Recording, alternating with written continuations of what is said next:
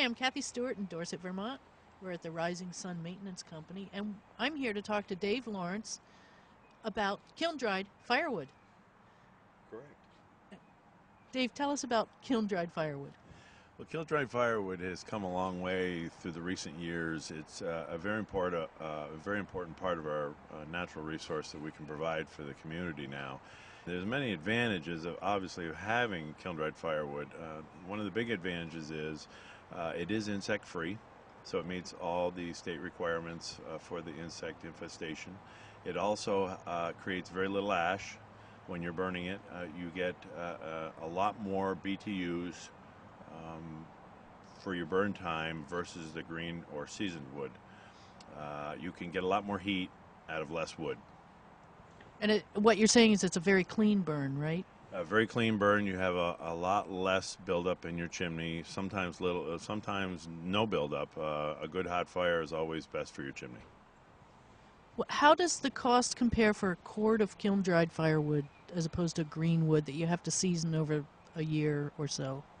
Right, the seasoned wood or green wood, if you will, let's start there, typically will have 50% or more moisture.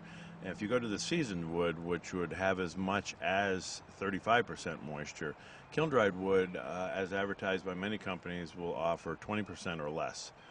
Typically our wood is more like 10 to 15%.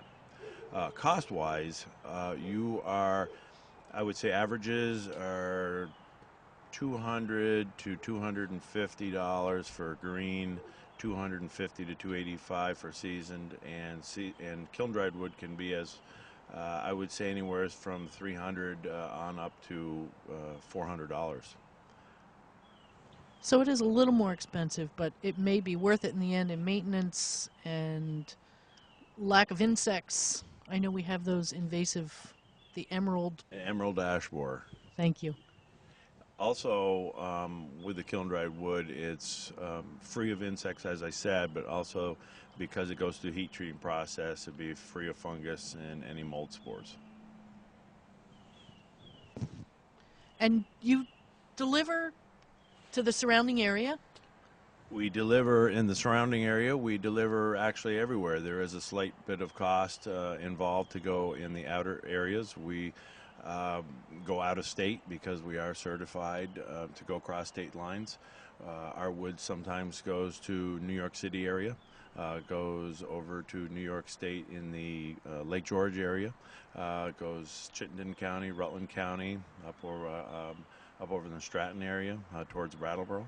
So we kind of cover a lot of ground. When we start, as you can see behind us, we process the wood from log length. From there it goes into half-quart baskets, and from the end of the processing part it goes right into the kiln. There are 12 baskets in the kiln. They receive probes. We drill holes into the wood to monitor the temperatures, and all the temperatures are recorded every 10 minutes to satisfy the heat treating process. The wood has to reach a minimum of 140 degrees for the heat treating process to start. And then from that point, it will go approximately 27 to 30 hours to finish the cycle. And the heat treating process, the minimum temperature has to reach and exceed 160 degrees for a core temperature for a minimum of 75 minutes to satisfy the state requirements for the insects. And then after that, it's just removing moisture. We will typically remove about 100 gallons, plus or minus, depending on species of wood, which is equivalent to almost 800 to 1,000 gallons of sap or water, if you will, per cord of wood.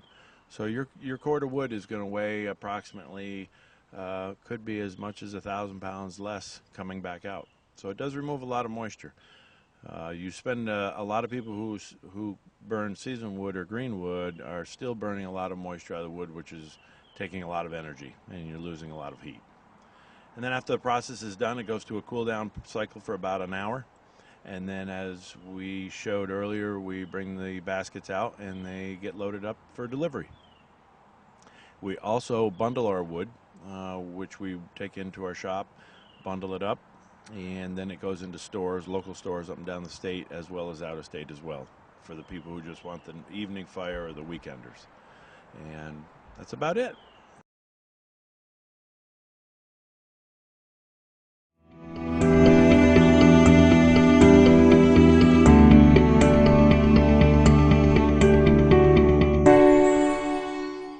Hi, we're in East Dorset at Vermont Renewable Fuels, and I'm talking to the Vice President, Alan Benoit. What is a wood pellet? What is it made from? How does it get here? Where do you get it? Good question. Wood pellets are made from a wood flour. They start as a whole log, and they come in on a log truck, just like most logs. And then they go through a debarking process, and they're chipped, and then they're ground up into a wood flour, and they're finally compressed into a wood pellet. And where do you get these? I mean, you don't do this yourself. Correct. We purchase all of our wood pellets from Vermont Wood Pellets. They're up in North Clarendon, Vermont. Customers who use bagged pellets, we simply deliver tons of pellets in bags on pallets, and we can put them in their garage or wherever they'd like to store them.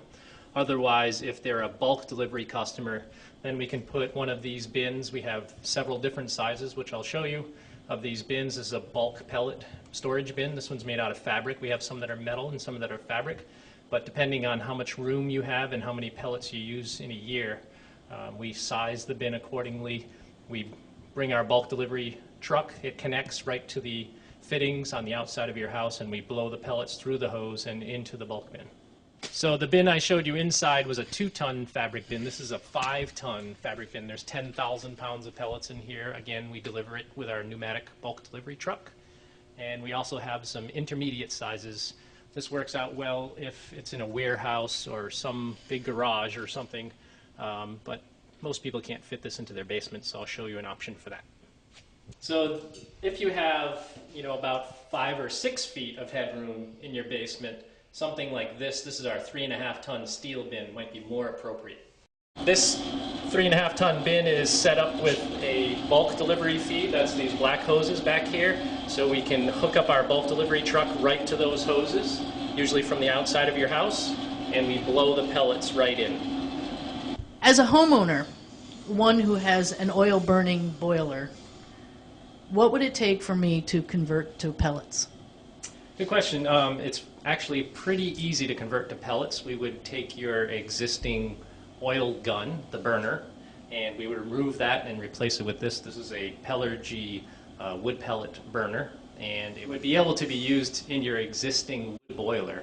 So you wouldn't have to buy a new boiler, you wouldn't have to replumb your house or change the way it's heated. It's still controlled by your thermostat. All we're doing is changing out the fuel in the burner. Can you show us some of the delivery methods? Absolutely. We have a bulk delivery truck set up out back. Okay, let's go see it. This is the only pellet truck in the state with a scale on it where we can go and deliver pellets just like oil. And we can give the customer the tag. It says how many pounds they've got. Right now we just lifted up the truck off the bed, and it's telling us we have 5,200 pounds left inside the tank. And we're loading the printer, and that can give us a readout exactly how many pellets we have available to deliver to the customer. So right now we're tilting up the back of the truck, and what this does is this helps slide the pellets all towards the rear of the truck.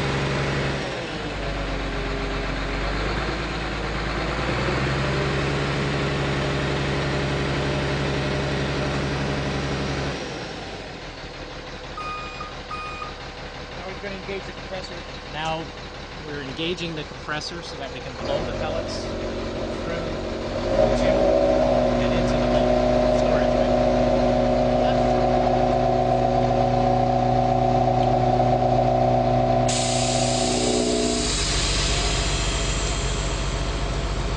We're opening up the valve to allow the flow of pellets. You'll hear the pellets flowing through the hose.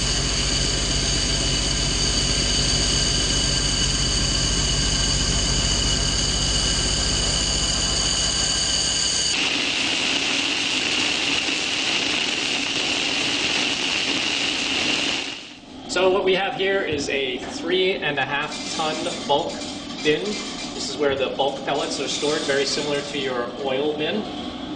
And then when your thermostat requires any heat, it feeds the pellets up through this tube, which is controlled by an auger motor.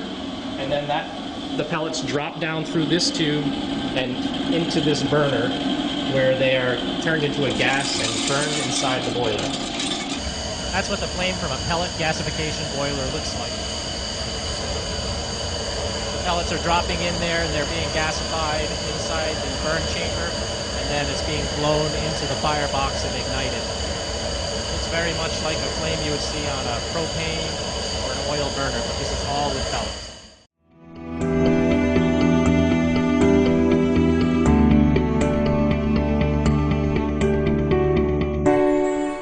Hi, I'm here with Mike Kilburn at Dees Electric in Manchester Center, and we're going to talk today about geothermal energy. Mike, can you tell us just the basics, the history, and what the heck is geothermal?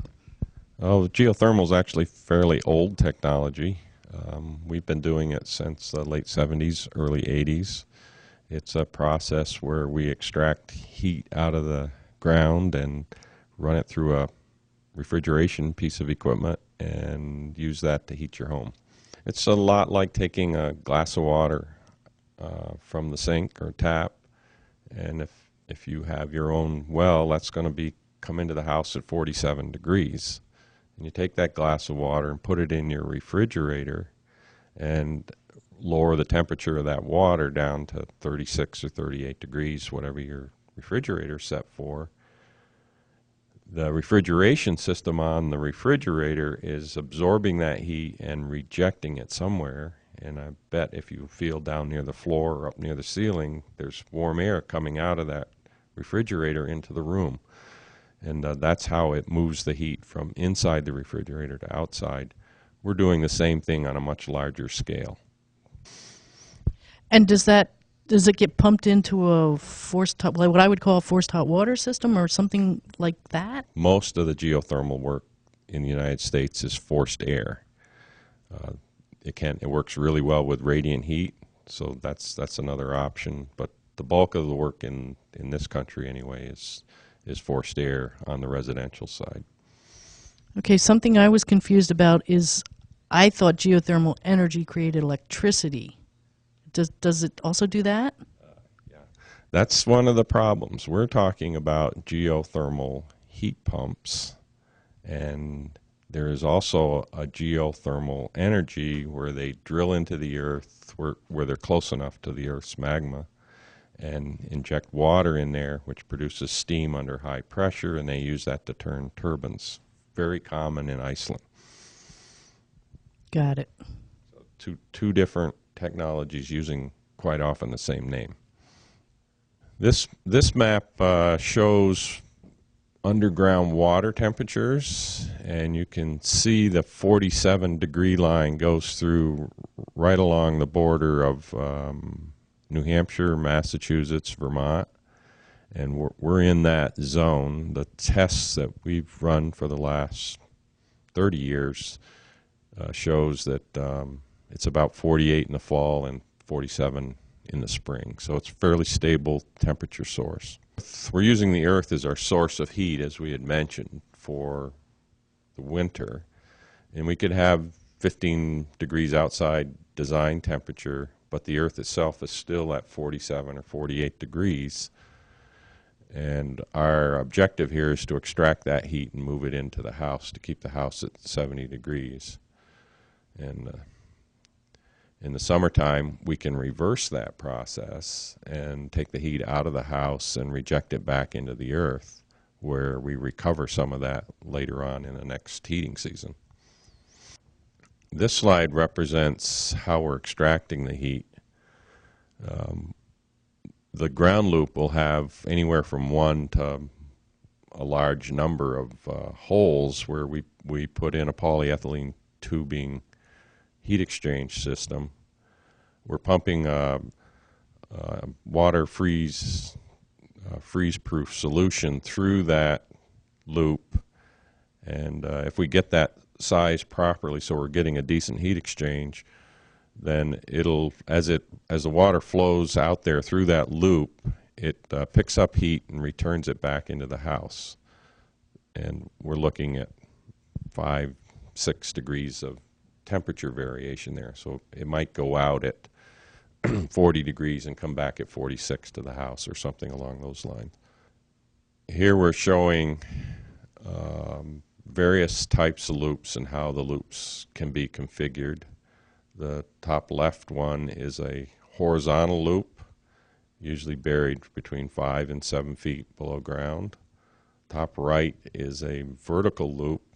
That's the more common one in this area. It involves boring a hole down anywhere from 250 to 400 feet and sinking the geothermal into that hole and then grouting the hole back up. The advantage to that one is it doesn't take up much space. The horizontal one on the top left takes up more surface area, and that can be a problem at some home sites.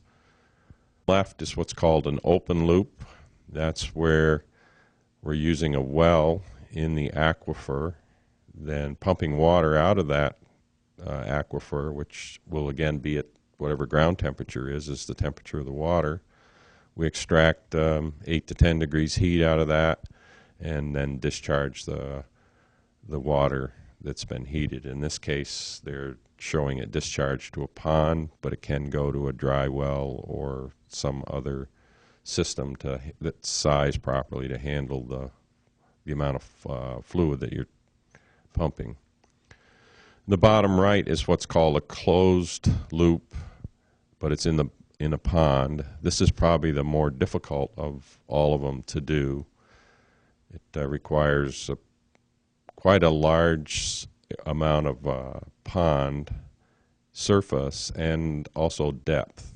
I think we need probably at least 10 feet of depth. And that pond has to freeze over in the wintertime or it won't work. So it needs a layer of ice to make it function properly. And here's a slide that demonstrates where the efficiency is coming from. On the top left, you'll see we're putting in 1 kilowatt of energy into this system and using that energy to move heat from one location to another. We're moving heat from the ground into the house. And we can extract 3 to 5 kilowatt hours of energy depending upon the system and where it's located and what our design is. And you end up putting in somewhere between 4 and 6 kilowatts energy into the house. So worst case on this slide, you're getting 4 and paying for 1. If you lived in a little further south, you could approach the 6 number and you could get 6 and put in 1 in terms of your efficiency. So that means that if we're getting 4 for every 1 we put in, we're 400% efficient. This chart was done December 2011, and the average cost for fuel oil in the state per million BTUs was $34.22. The average cost for propane was $44.32.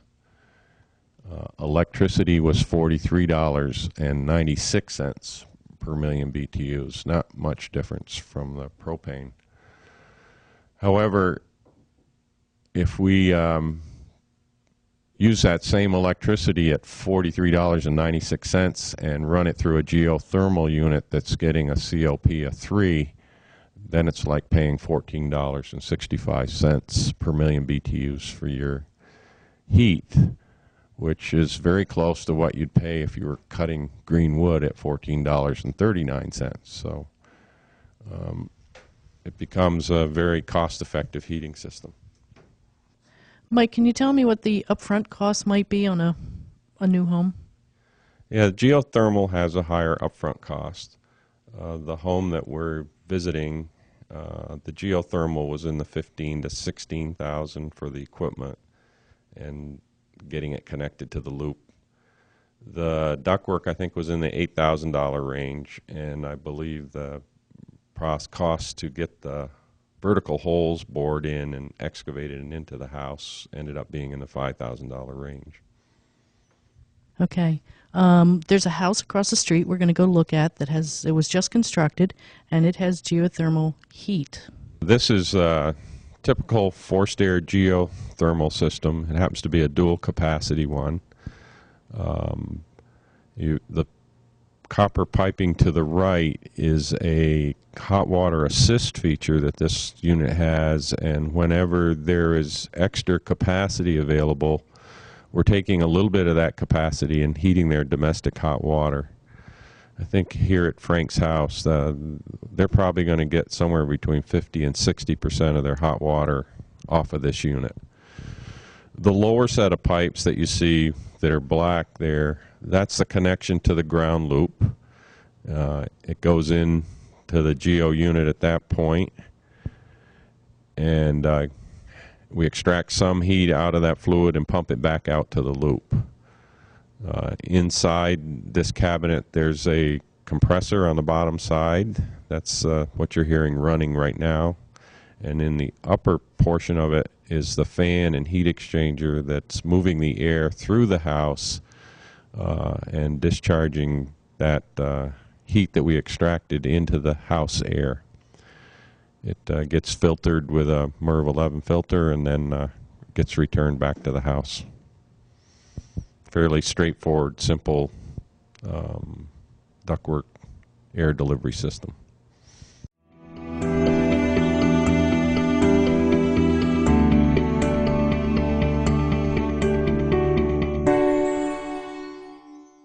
I'm up in Danby with Derek Cornell of Big Wind and Solar, and we are here at a house that is off the grid. It's got, well, I'll let Derek tell us.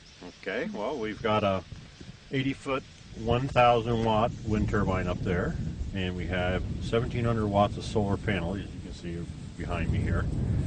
These all feed in and are producing power to the batteries, which we are storing to be used to be converted into regular AC power for the house and their needs.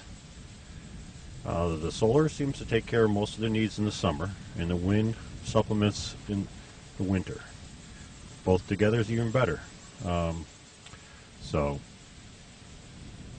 as the wind picks up, the tail section will actually bend away from the main generator unit. This one actually lifts up and away from it. Sometimes you think it would be falling off the way it looks, but it's just reducing the power the wind is interfacing to reduce the power. Why? You don't want overproduction because it doesn't do any good. You know, once it gets up there above 30, you want to start turning out of the wind before you do damage to it or whatever. So it will survive up to 100 mile an hour wind, they say. How much power does the wind put out at optimum? The optimum power is 1,000 watts to about 25 miles an hour. It takes quite a bit on a small wind turbine like this to produce some reasonable power. And the solar? The solar, less clouds, no snow, that all helps, But we put out about 1,700 watts per hour off this array here. So in the winter we're putting out a little over 3,500 watts a day. Which is enough for an average family of four to use in a day? Off-grid, you do have to learn to use your power wisely because of, you're limited by what you can draw off it. So you have to make sure all your appliances and everything else are sized accordingly to use the least amount of power. You can always supplement with more panels, bigger turbines or whatever, but then you're sort of, losing the whole idea of being off-grid, saving money, using less power, even though you're making your own. And to invest in something like this, can you give us a rough idea of what it would cost? Off-grid tends to be a little more expensive because of batteries and all the controls we have to install. Grid-tied, we're looking at usually around $5 to $6 a watt installed. Wind, we're up to, grid-tied would be up around $8 a watt installed, or higher depending on the site and such. Off-grid, we tend to be about, this was about $8.50 a watt installed here. So that is on the but the average is a little higher than that. And the lifespan, I mean, will it pay itself off in some day down the road? In this particular location, it's all they had available to them without spending a lot of money bringing power down in. And at that point, they decided it was a better choice for them, the environment and everything else, to go this way instead of going to CV or whatever. It'll pay them back within probably 10 years. The average is about a 10 to 12, 13-year payback in any of these systems. Some of the other hot water's a little less and such, but most of the systems are in that payback too. And what kind of maintenance is involved here? Every couple of years, you just check, you check the turbine once a year with binoculars and the wiring and such like that. Every 5 years, you should drop it down and take a look at it, paint it, grease it, or whatever it needs. They don't, and check the wiring in it, and that's about it. The solar panels, you clean them and check wiring. The batteries are the biggest thing on off-grid. They do have to be maintained, checked, every week or two for water level and charging and all that, but it's not a big deal.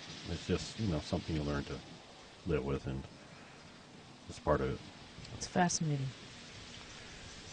So, they're very happy with it. I've got 4 other customers off-grid, and it works very well. Can we go look at the batteries? Yes, why don't we do that? Okay. We're on the back side of the building here. All the controls and inversion and battery storage takes place out here, being there's not room inside.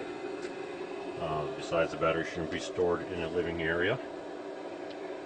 You can hear and you can see we have a fan running, which removes the vapors from the battery storage area. This up here, the white unit here, would be your inverter and charger. This over here is a solar and charger, which actually takes the power from the solar cells, out mods, converts it and charges the batteries. This over here would be the wind turbine controller and charger, which regulates that. It's a usage meter telling you how much the people are using in the house, so we can compare usage to need, draw. In case there's a problem in there, we can determine where that might help us determine this. I would assume, I see they have a chimney, so they have a fireplace. They have a fireplace, and they back up with gas here. Okay. The little they use, they have a gas refrigerator and electric. When they're here, they usually run it on electric. Whenever they can, because it's more efficient. And they do a little bit of heat with gas. Keep the bathroom warm when they're not here in plumbing. Makes sense. These are the remote controls for the inverter and the wind turbine and the generator start. From this controller here, you can set your charging rates, your amperage, you can see what's going on, make changes, shut it off, such and such. Same thing goes on with the wind turbine down here. We have production in here, what it's outputting, how much a day it's making and such. You can shut it off here and do a few other things.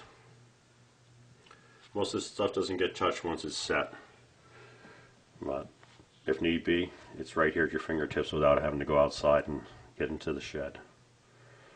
Thank you, Derek. It was very nice to meet you, and it's just fascinating. Thank you, Kathy. I'm glad I get to be a help and show you what's going on in the world of green.